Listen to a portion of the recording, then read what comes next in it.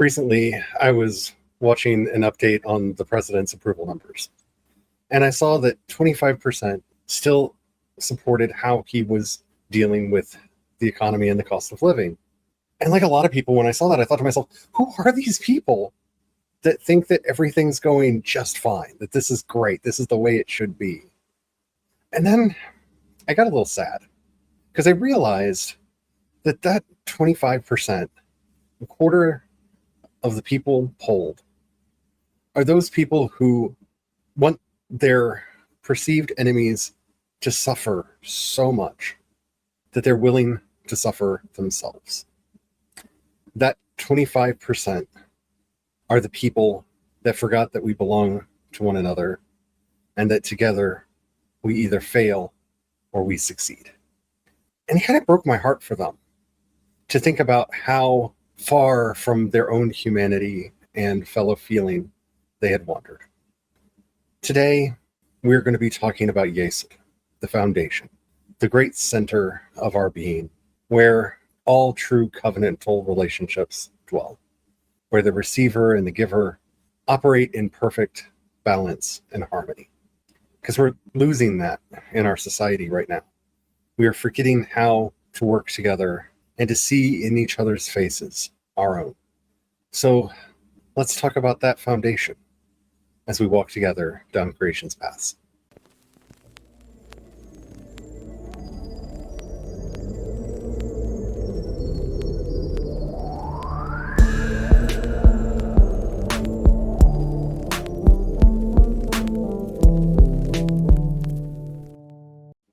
Hello, everyone. My name is Charlie. I am a Christopagan Druid and priest of Bridget. Hello, everyone. My name is Brian. I'm a Christopagan Druid and Sous-Chef to the Dagda. And today we're going to be continuing our walk down the Tree of Life and discussing the Sephira of Yesod. And that may sound like an overly complex topic, but we're honestly just brushing the surface of everything that we could talk about here and really talking about how it deals with the world that we're in right now, the life that we're currently experiencing, and how that idea of a covenant where giving and receiving are in perfect balance, and all the light, the wisdom, the strength, the understanding, the loving kindness, the beauty from above, all come together here as they are about to go out into the world. But before we get into all that, if you haven't already, don't forget to like, subscribe, follow, whatever the terminology happens to be on whatever app you're listening to us on. We work really hard to make sure that we have the best episodes that we can for you on topics that really run the gamut of the spiritual traditions of the world, but always rooted in creation spirituality. Also, if you're listening to us on Apple Podcasts, please leave us a review. It helps us out more than you know. And if you want to know more about creation spirituality, my book, Creation, I laugh every time because it feels so surreal that this is something I can hold in my hands. But my book, Creation's Past, the Creation Spirituality Primer, is available right now. You can go and pick it up on Amazon, or if you have Kindle Unlimited, you can read it there for free. If you are a supporting member of ours, you can go to creationspast.com, go to the library section, and download your digital copy of it there as a thank you for helping to support us and everything that we're doing here. All right, let's just get into it now, shall we? So the problem that we're facing right now is this weird lie of individualism that has been brought to us over the last several centuries. This idea that we're born alone, we live alone, that we die alone, that relying on other people is somehow a form of weakness, that if you can't do it all on your own, pulling yourself up by your own bootstraps, you are not really strong. And that's a lie. First of all, the very term pulling yourself up by your bootstraps came into our vocabulary as a ludicrous thing, because no one can pull themselves up by their own bootstraps. If you don't believe me, try it. Get yourself some boots that have straps on them and pull. See how high you can get. You're not going to get off the ground. You're not going to float. You're not going to fly. That's actually what that means. And the fact that we have so perverted that understanding of the world that now we talk about bootstrapping and they just need to pull themselves up by their own bootstraps shows how misguided we've gotten in this era of individualism. Because we are not alone. Being alone and not relying on others is not strength. It's actually a very profound weakness. It means that you, one, don't know how to trust other people, and two, you are so afraid of either success or failure that you don't want to bring other people into your life. I know when I heard about I did this all on my own, really, it just, at first it hit me as a wrong note when it was starting to come up a lot in the political discourse and of recent times, like last 5 years, 10 years. And then I thought about it. I'm like, no, the public built these roads, like the dams, a lot of the power stations, these things. Some of this infrastructure started with projects 50 years ago. I guess now almost 100 years ago, and it was not one person. One person didn't build their corporation because somebody else built the internet. Somebody else built the social media networks that the corporation used to grow and reach their audience. Someone else built the television that was used to put the advertisements on. Like, none of that is done by a person. Even most ideas isn't even a person, because a lot of times you find out that other people had the ideas as well. It's just you might have been the one to reach a more popular status with that idea. So it gets attributed to that person, even though they weren't necessarily the first person, which I put in quotes because usually, no one person has even that. Well, there are two things that have always bothered me about this. It's the idea that we have these great people in history. And I think of Thomas Edison a lot about this. When Thomas Edison was the greatest American inventor, he had like 400 engineers in a room testing things, trying things out, coming up with ideas that he then took credit for once they found something that worked. He wasn't coming up with the vast majority of the ideas that he's now famous for, but he got to take credit. And there's a big difference between having actually done the work and taking credit for it. And as long as we allow folk like him to get this credit as somebody who did it on his own when he really, really didn't, we're still in this problem. But I think where this hit me the most, I can't remember exactly when this happened, but it was quite a while ago. I was watching an interview with the actor Craig T. Nelson, and he's talking about how he's a self-made man. And in giving his biography and talking about how he is a self-made man, he talks about when he was on assistance getting welfare and food stamps to help him get through some hard times. And then ends by saying, but he never needed a handout from the government. Yeah. Sir. That's a handout. You didn't do it yourself. You had help. We helped you get where you are. And there's this just kind of navel-gazing solipsism, which, if you don't know what that is, it's a phase we all go through when we're about 2 years old, the me's, minds, that most people grow out of, that not everybody does. That's what that word means. It's different from narcissism, where you see yourself as the center of everything. It's literally a developmental stage that people generally grow out of, but again, not everyone does. And some regress back into it.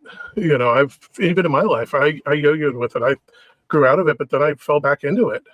And it was like, when I got into this idea of meritocracy and its big lie, which we'll come back to later on. But just to touch on a little bit from my personal experience, I thought, I believe this lie that like we earn things through our merit, through doing well and striving and having high standards, and work and effort and putting in the time. And I even tried to incorporate this into my business when I was running the restaurant. And I tried to make sure to reward people for merit and elevate them based on merit. I quickly started to see, like looking around and realizing how much of a lie this was. It wasn't necessarily this one manager or this one boss was a hypocrite because they would reward friends or people they knew or people they trusted. It was just like the whole system was just a lie, and they were just as much of a victim of this system. Once again, why we talk about systems and powers and principalities, because these really are. And it was just another system of oppression and lie put out there that just fell apart when I actually got to test it and see how it just doesn't work. A friend of ours came over to the house a week or two ago and was like, I have a question. Okay. If you could get rid of one word from the English language, what would that word be? And I actually had to wrestle with this for a minute because I was debating whether the word is should or deserve. And I ended up landing on the word deserve because I think this is the word that does the most harm to most people, and where Yesod falls apart, where the center falls apart, and where we stop living in right relationship. Something bad happens to somebody. Oh, they must have deserved it somehow. Oh, something good doesn't happen to us, but I deserved that. Whether deserve has any place in conversation or not, It is unfortunately not how the universe works. The universe is chaotic and random and does not give people what they deserve. And in some ways, that is a blessing, and in others, it's a curse. But when we get locked into this, well, I deserve, you deserve, we deserve, he deserves, she deserves mindset, we are dividing people out and prejudging and judging people, often based off of rumor and hearsay. And that's something we need to be very careful about. Yeah, and it's really funny how when, because we both got asked that same question, I ended up coming at it from the opposite side, which is very much us and our relationship. But it was the same core topic. But I bristle against entitlement when people are like, "Well, I'm entitled to this." As we talked about Hode last week, this receiving, this is that push and pull in an extreme and out of balance and in wrong relationship in Yesod. When it comes to the covenant, it's that I deserve this, so I'm going to take it, or which is a violent act. It's violence is taken by force, or you should give this to me, and it's still a violent act, but it's a pull rather than a push. But it's a pull more of driving the other individual through emotional manipulation or obligation. And we've really lost the power of covenants in our modern world, mainly because we shorthand a very important phrase and then use it wrong. You may have heard blood is thicker than water. Yes. Do you know the full sentiment of that? The blood of the covenant is thicker than the waters of the womb. Yeah, that's not how that phrase is used nowadays. We have flipped it and reversed it. Why? Because the blood of the covenant is the agreement for us to live in mutuality. The difference between a covenant and a contract is if I am contracting you, you are supposed to do something for me. In a covenant, we both have rights and responsibilities and are entering into a mutuality of relationship one with another. And the blood of the covenant is thicker than the waters of the womb. Just because you're related to somebody because you have the same mother, father, whatever, doesn't mean that you have that same deep covenantal relationship one with another. Covenants are based off of mutual sacrifice.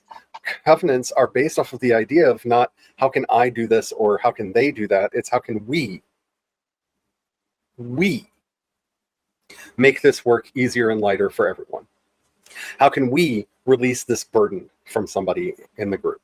How can we work together to make things better?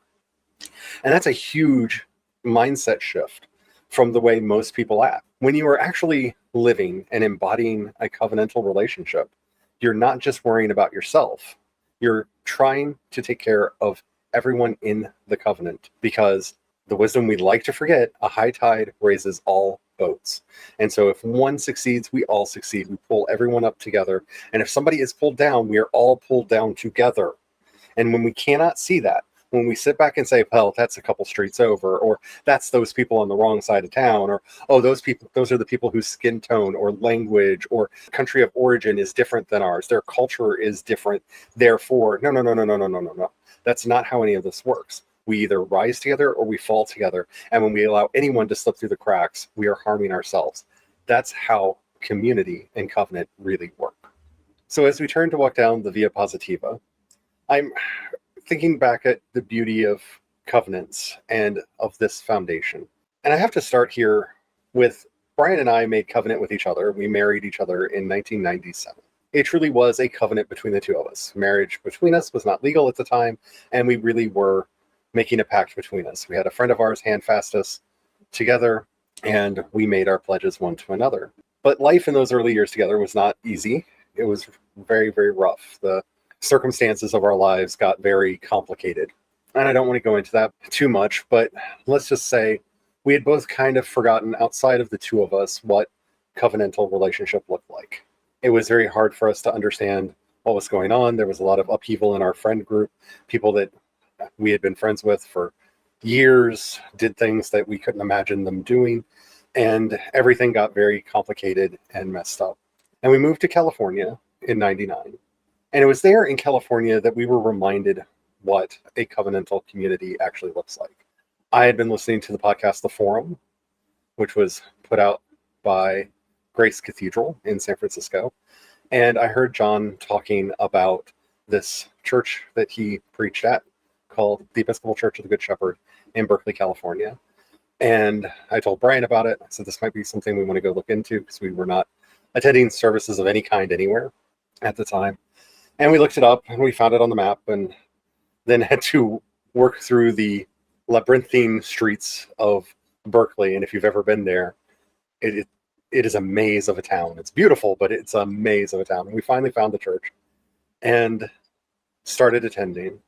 And what we found there was this deep covenantal community that really understood what it meant to look out for each other.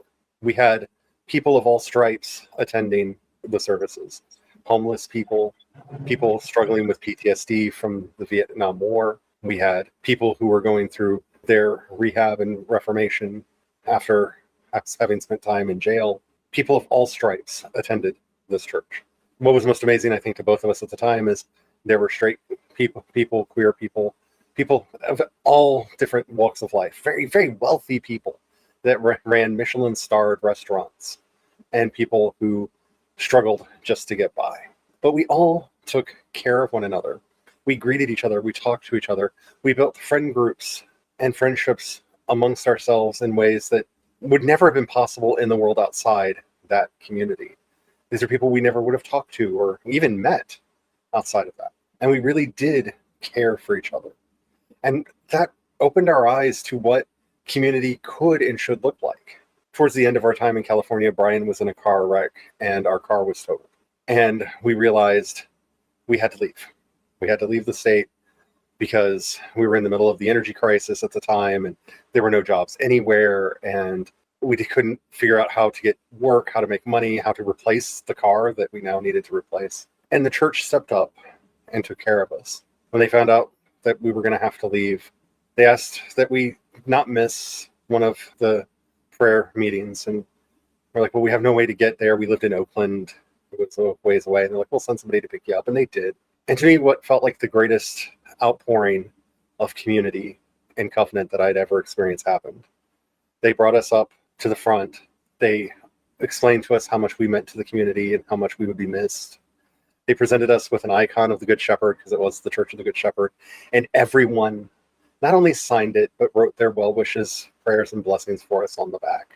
And before the service was over, the entire congregation got up to lay hands on us and pray that we would find where we needed to go and find what we needed somewhere else. The whole community came together to bless us and to help us find what we needed. Sorry, I'm getting misty-eyed just thinking about it. And we still have that icon. It's sitting on the altar. And it means so much to me, not just because it's an icon of Jesus, the Good Shepherd, but because there in that church in Oakland, we saw the body of Christ as the Good Shepherd who took care of his flock. And it was an amazing experience. And I'm telling you that story because I don't know how else to explain the awe of covenantal relationship outside of that. Because when we first started attending, these were all strangers. We didn't know any of them. And by the time we moved away, they were all friends. And we all cared for each other so much. It really is something to behold when you experience it, because it is kind of hard to talk about independently. It's almost easier to talk about what it isn't, like, because so many people experience these contractual relationships of exchange. I do this, you do this, or you're doing this for me, and therefore I'm blessing you with time or something. Even as pathetic, I guess you could say, as that is, offensive as that is, because most people that, they wonder why the relationships they have with other people feel empty and hollow and leave a hunger for good relationships. And it's because a lot of relationships are relationships of exchange. I am the father of the house, therefore all of you owe me your duty and obligations and obedience, and my duty is to make sure the household is run. It's like an exchange again. Yep. That's not a covenant. The covenant is living in that right relationship and in mutual support. In a way, it's for the household then, which is the family that is living in that household, where everybody has a voice, everybody has a place and contributes in the way that they can contribute. And when that does happen, it is really a beautiful thing to see. Now that we've talked about the awe of the Via Positiva, let's turn to the Via Negativa, the place of learning to let go, letting pain be pain, and making space. I grew up in the evangelical church. And through those experiences, we went through a lot. I was there through several church schisms over various ridiculous things.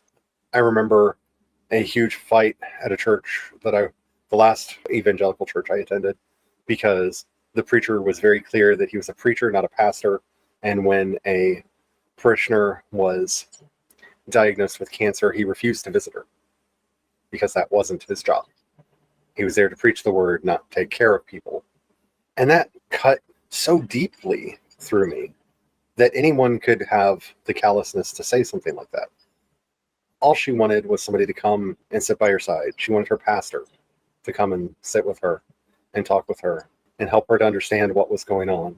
And he just flat out refused. That's only one of many wounds that I received on the way out from that church. And I'm not going to sit here and catalog all of them, or we would literally be here all day. But what I learned over time is that the real power of the Via Negativa here is not sitting and stewing in those wounds, not letting them fester into something that makes you cold and calculated, but sitting with them long enough so that you develop discernment, where you can see what people's actual motivations are and the warning signs that could have been seen ahead of time to warn you of what was coming. And that really is something that I learned from that church, because he was always more concerned with church attendance numbers and how much came in the collection than he was even with the message or anything else that we did. And that should have been a warning sign, but it wasn't. And so through sitting with that and everything that happened, I was able to learn discernment and how to just sit and look at and examine to make sure that I don't get into that situation again. And that's sitting and examining. It can be a very powerful tool. I know of myself, when I was sitting and examining, looking at the covenantal relationships and relationships in general, is the natural process. The question, like, well, why did this person do that? Are they just evil? Or are they sitting there twirling their mustache, thinking about what kind of vile things they could do today? Like, of course, realizing that's not how real life actually works. I found that a lot of people weren't doing these things out of malice. They didn't go into a relationship of exchange, lying to themselves as a covenantal relationship, or they didn't even go to others and go, hey, let's enter into a covenantal relationship of friendship. But in reality, it's a relationship of exchange where I'm going to just take from you and you're not going to get anything back. In reality, what was happening was it was habit, not malice. It was because of the culture we're brought up in, the entertainment we're raised with, what the lessons we pick up through osmosis, through just steeping in the lives that we live. We either grew up in the greed is good era, or a byproduct of the parents that grew up in the greed is good era. Either way, that culture, that poison has been in there, and we all get infected by it, and it comes out in our habits. And it's where that that power of the Via Negativa comes back in. To get back into right relationship, we need right view. We need right mindfulness so that we can see how we're actually living with other people in our lives. Not only what do they mean to you, but how are you actually living? What are the unspoken agreements that you have between each other? And being able to sit there and realize, like, oh, I've got this bad habit and that bad habit of exchange, of contract, of employee-employer, like all these different power dynamics that might be falsely there, especially, when you're in a friend relationship, or if you're in a power dynamic relationship and you're lying to yourself through habit and saying, well, this is actually a covenantal relationship when it's not. All of that comes out of this Via Negativa, being able to sit with it and see it for what it is, honestly, and sometimes painfully. It takes time to sit with it and let it heal, but it will heal in time, and it'll heal faster the more you can become aware of it, because then you can see what steps that you can take to help yourself, and then what steps you can take with the other person that you're living in relationship with to move it back towards right relationship. And how can you guide it that way? There's a phrase here that sounds so fancy because it's a word we don't use normally. So it sounds like a fancy special thing, but the banality of evil. I've actually seen this phrase going around a lot lately, and I feel like a lot of people, when they see it, they're like, oh, that's a big word. I don't know that word, because it's not a word that we use. But banality is just routine everydayness. It's a word that we have to describe that, just how simple and common a thing is, and that it's just everyday evil. We grew up in a culture where our movies and TV shows are showing us evil that's, like Brian said earlier, mustache twirling villain, or the person trying to take over the world or destroy a city or whatever, right? These grand acts of evil.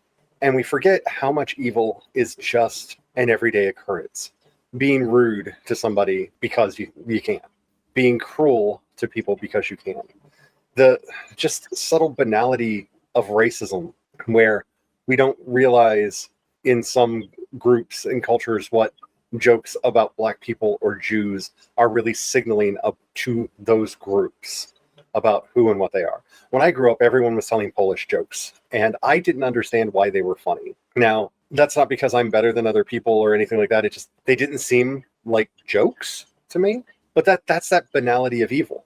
You have internalized these bad thoughts to the point where they're just part of the everyday. Of course, you're going to make jokes about women and blondes and Asians and what have you, because ha ha ha, we've accepted as a culture that this is funny. And if you don't understand that, just go back and watch any movie from the 50s. Yeah. And you will be shocked at the words that and phrases and actions. Mickey Rooney playing, I think he's supposed to be a Japanese person in Breakfast at Tiffany's, and just sitting back going, everyone thought this was okay. How? But that's that banality of evil. Those things had become so workaday, so common, that they were habitual. They were habits. Well, and even something as simple as we were watching a short video, I think it was yesterday, where a person got really rude towards another person for driving in the fast lane. And because this was already on our minds, we were sitting there going, we could see like the matrix code in this whole situation where this person wasn't being rude because they were just evil and a posterior person. You know, I think I just broke Charlie saying posterior person, but a little bit. I was, we're trying to be not use language that I is appreciate it. Not to use in common public. So the thing is this was their own habits. Through their habits, they felt entitled to drive as fast as they want in the fast lane, which means since this is the fast lane, anybody driving slower than what they wanted to drive should not be in their lane. They should be able to go as fast as they want, and if they catch up to anybody, they must move over. Now, did you catch that? The important line there, in their lane. In their lane. They felt entitled to their lane. It wasn't our lane. It wasn't that there is a posted speed limit, and the person that was driving in the fast lane that they caught up to and yelled at for driving slow was driving 10 miles over the speed limit. Anything over the speed limit is breaking the law. It is a traffic violation and a ticketable offense. You can be pulled over and ticketed for it. Now, general practice, police, because paperwork and the insignificantness of the ticket and the fact that, speedometers and things have variants and stuff in them, they generally don't enforce things. Once you get between that 5 to 10 mile, you're already over. But either way, once you're going over the speed limit, you are driving fast by the standard of that road and the people that feel what is considered safe for driving on that road. So therefore, if you're in the fast lane and you're going over the speed limit, that's your lane. You've already met that. But this other person, through this entitlement, through their bad habits, felt they were entitled to be rude to this other person and chastise this other person for driving slow in the fast lane. And it was like, no, they were not.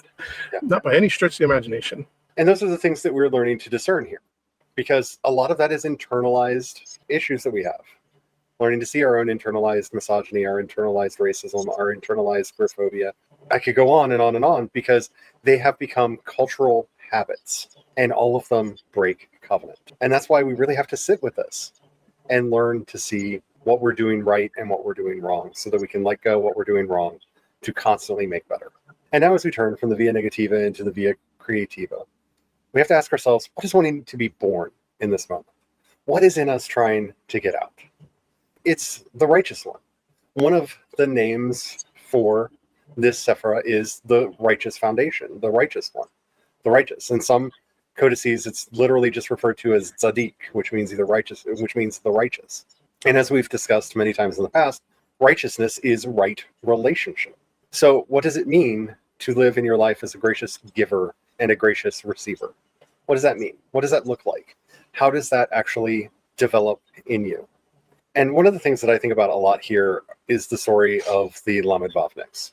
And I've been trying to trace this idea back because I'm wondering if this is what Paul was talking about in the epistles when he talked about the elect. But we know that at least by the writing of the Talmud, this idea existed. That there are, at any one time on Earth, on the entire planet, there are no less than 36 people living in right relationship with each other and with the world. And that sustains the world. The entire world. 36 people. And what we are working on here, what is wanting to be born in us here, is for us to become one of those, not necessarily one of the hidden, one of the secret 36 that hold up the world, but to be the kind of person that is living in that way, that our lives are the kinds of lives that maintain and sustain the world through right relationship. Rabbi Rami Shapiro wrote a wonderful book that I recommend everyone read. It's called Holy Rascals. And in there, he's trying to find a way to describe what it is we're called to in Scripture to be. And the word that he comes to is holy rascals. We're supposed to be holy, set apart, doing the right things, but we're also meant to be rascals. You know, troublemakers, people that disrupt those systems that make things a little not right. That's the calling that we are called to. That is the work that we are called to. And when we actually do what we can to live up to those standards, we are living our best via Creativa. That is the work that's here. How can you be a holy rascal in your life? Brian and I were talking about this, and one of the best ways we found just in recent memory is the Portland Frogs. Yeah. Because their act of silliness showed how silly the people pointing guns and tear gas at them were. What, you're afraid of a frog? Somebody in an inflatable frog suit? Yeah, ooh, scary. Ooh, scary. Well, and when when I'm thinking about this, when you're thinking about the tree of life, you've got your netzek and your hod that flows into Yesod. Yesod being the covenant, right? So back to that question of how do I embody living in right relationship with the people around me? Because when you're saying community, when you're saying your neighbors, this is everyone that you run into, whether it's the stranger or the person that you share blood with, your direct family. And it is from both sides. So as Charlie was saying, learning how to give graciously, this is being mindful of those opportunities when you have extra that you can give to somebody in need that will help them out.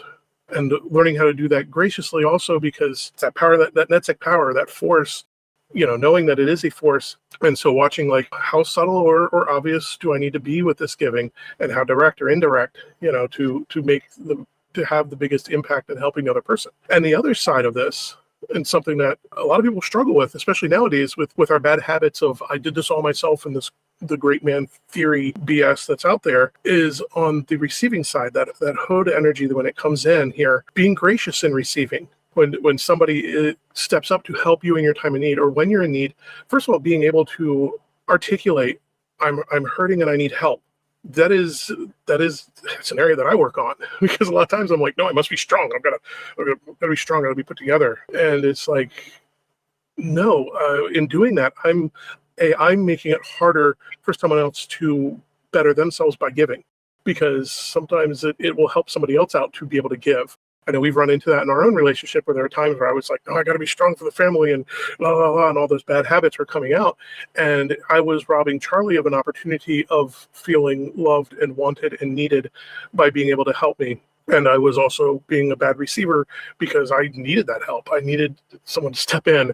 It was a space where I needed to work on bringing that into better balance so that I could articulate it, but also in receiving graciously, not having shame. There's so much shame built around receiving stuff. It's how the systems keep poor people poor, because there's so much shame in that poverty state built into it that becomes self-inflicted, so that when you get something that would help, when you receive something that helps, you then pile in and poison it with all this shame, so that it's not able to help you as much as it would actually help you. Because we forget that it's not just eating, isn't just physically eating. It's one of those things that when you're looking at Christ in the Bible, Christ is constantly teaching people, it's not just about what you're eating as in food, because yes, your biological needs require the vitamins and the nutrients and the raw materials and the fatty acids, all that stuff to do what the biology do. You also are needing that nourishment for your soul, for your mind. So it's body, mind, and soul. If you're getting the food to help your body out, but you're poisoning your mind and soul with shame, it's not helping that person to actually elevate. And so it's that balance, both of giving and receiving. It's why, several episodes back, I spent so much time talking about and trying to clarify this narrative around food stamps, because the program is headed out through the agricultural department, because its entire intention and purpose is to help farmers and to help the economy out. But the beauty of that and the elegance of that system is it helps them out. Instead of giving them directly, it helps by feeding and nourishing the poor amongst us, so that they can then put money back into the economy, because they don't have money themselves to put in the economy, so they're handed money that they put back in the economy, which creates jobs of grocery store workers, it creates jobs for farmers, and helps the whole system out. But that system gets poisoned once we introduce shame and say these people are mooching off the system. No, they're working. They're working as shoppers, because shoppers are workers too. Like I ran that so often with other business owners. I'm like, you need the shoppers. Like, your business doesn't exist without it. And just think about how common and cliche the phrase, "I don't want your charity." We have in our personal lives, I can think of too many people that have suffered because, quote, "I don't want your charity." That goes back to the fall redemption mindset that we are trying so hard to get rid of. That is the exact opposite of everything that creation spirituality is about. We are not here because of original sin, but because of original blessing. And this idea that you have to suffer, that suffering makes you better, that suffering makes you stronger. No, suffering creates trauma, and trauma hurts the body, and trauma can be passed through your genes down the generations and cause future problems. Trauma is legion. For those that want to look at things and see it from more of this spiritual warfare perspective, trauma is legion. That was the trauma of that particular day from the Roman Empire, but trauma is legion, and it needs to be cast out. During World War II, the super bad guys, whose names you're not supposed to say on most platforms, blockaded Denmark and did not let food in or out of the country. And people starved, mass starvation. People died from hunger in Denmark. And the children that were born to those people had issues with getting the nutrients they needed from the food that they had decades after that. For decades. That trauma got written into their system and literally passed on to their children. That's what suffering does. Suffering perpetuates suffering.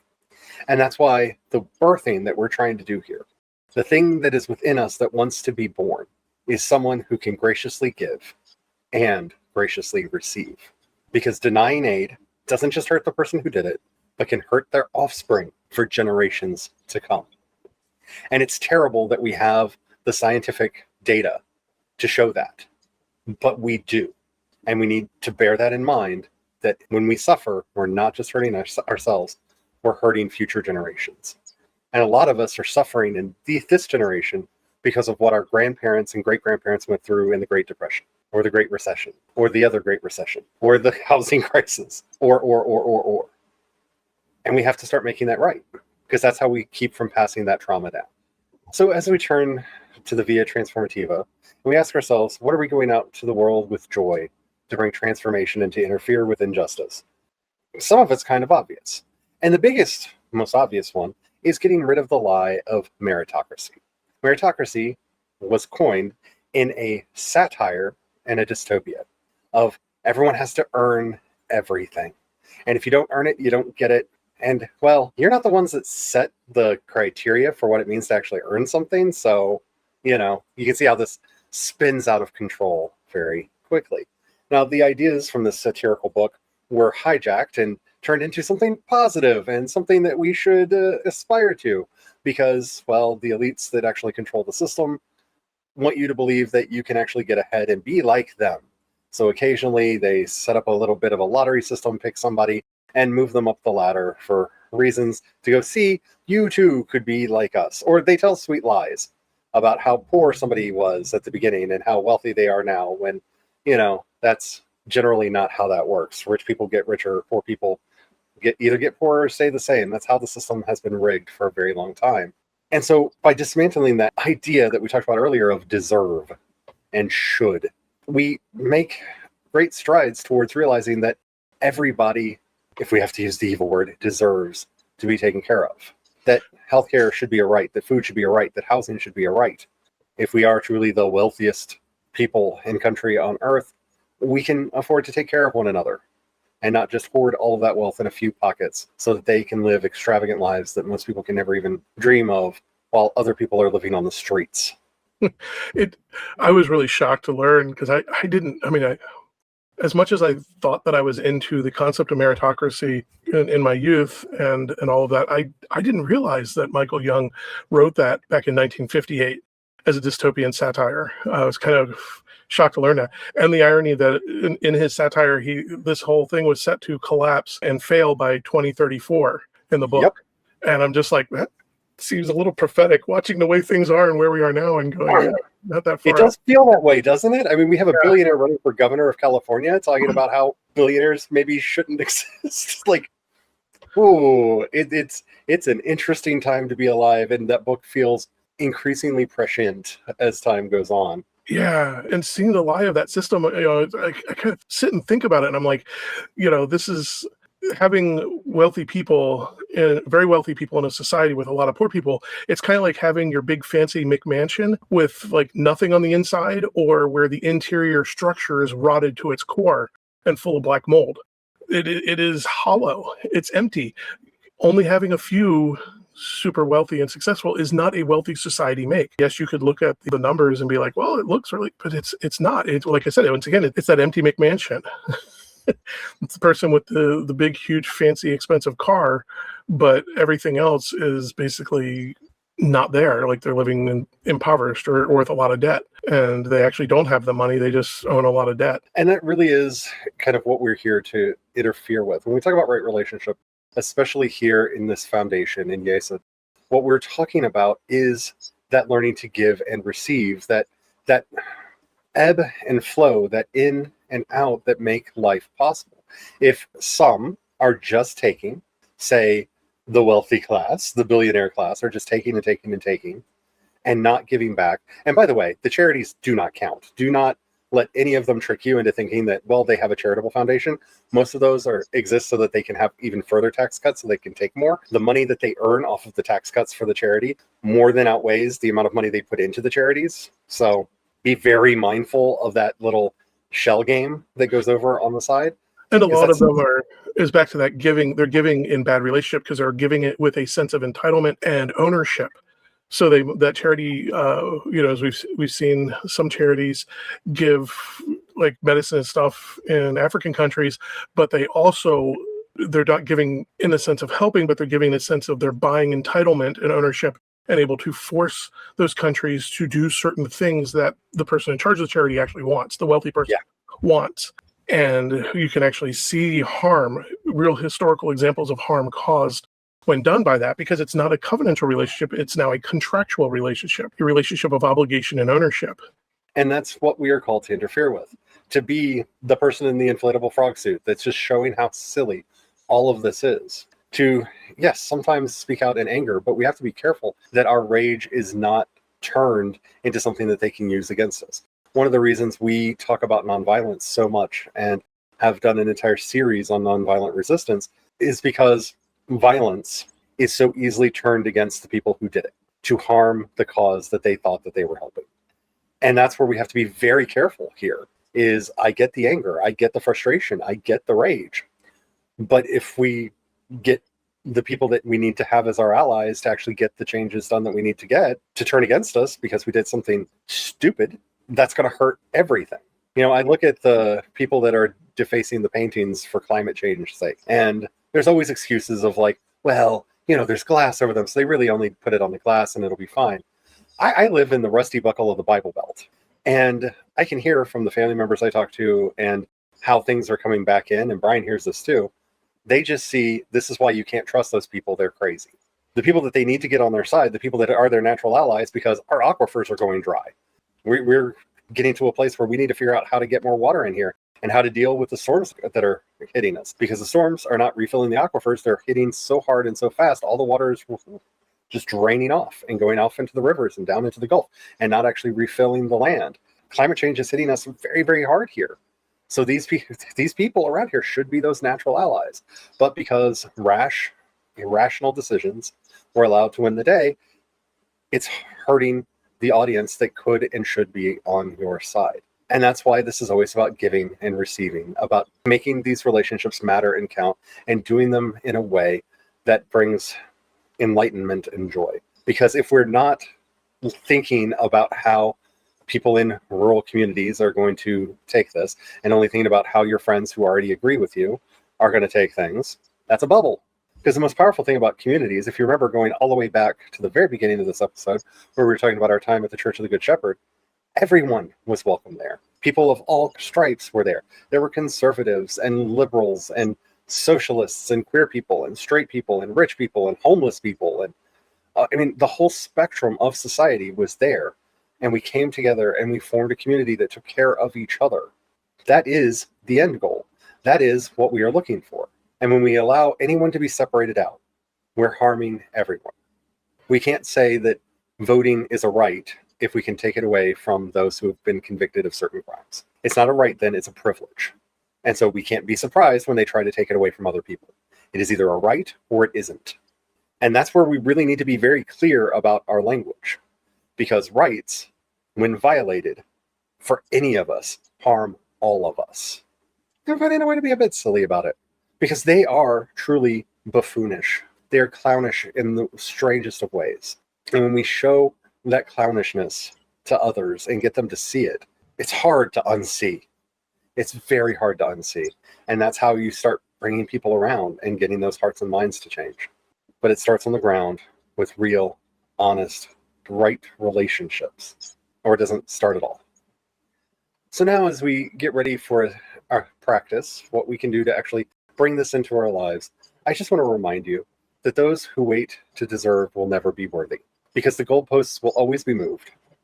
They'll always find an excuse that, oh no, you're not ready yet, you're not worthy yet.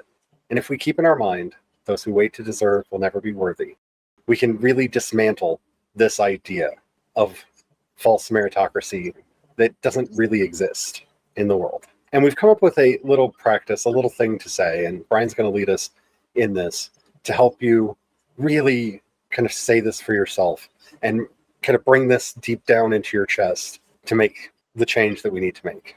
And this is a great little practice you can do just as an affirmation. Just say it out loud over the next week. I choose life over control. Separation is the lie that keeps us weak and our fields fallow. Only together can we truly live. I choose to live now, because those who wait for approval will never be worthy. That's everything right there in one simple phrase. So as we're heading out today, I want us to say a little prayer to Zacchaeus. You might remember him from Luke 19, verses 1 through 10, or maybe from that song in Sunday school, Zacchaeus, come down from that tree. He was a little man, a tax collector, who wanted to see Christ as he went through town, and so he climbed up into a sycamore tree to look down and see what was going on. And Jesus not only called him down from the tree, but went and ate at his house, causing great controversy because he was dining with sinners and tax collectors. And so I just thought, of everything that we're saying right now, Zacchaeus is kind of the patron saint of this kind of foundation. So Saint Zacchaeus, as you climbed up the tree so that you could see over the heads of the crowd and see the life that was moving amongst you. And then you were called down to live at the banquet table with the Lord. And throughout your life, you spread the gospel and helped others to find the same life that you found on that fateful day. Help us to find the life within us that teaches us to be both givers and receivers.